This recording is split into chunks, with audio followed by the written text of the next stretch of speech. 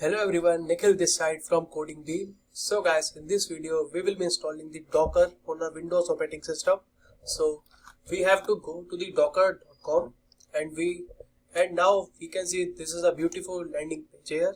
So then we will be going to the developers, and then there is an option of getting started. Then we will go here, and then you can see there is an option for Docker desktop, and there is an option for download for Windows. And if your OS is different, like you are running on a Mac with Intel chip, or you are running on a Mac with Apple chip, or with the Linux engine, then you can download with that.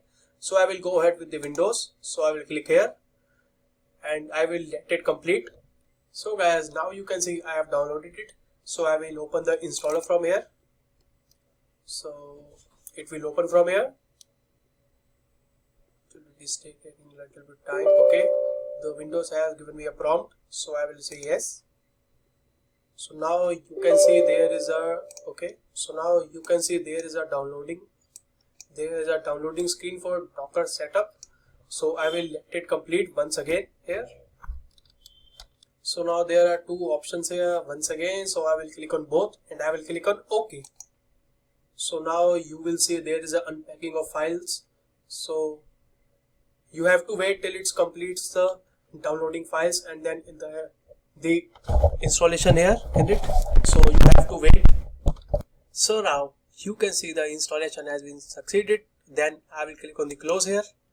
So now you have to restart your computer, and then you will see a exception.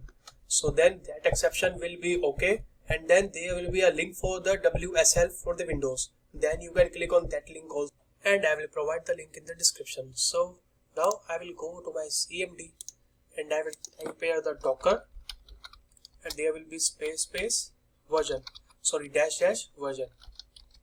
So now I should see the version of it like 20.9.8. It is okay now, and then we have to type another command here with Docker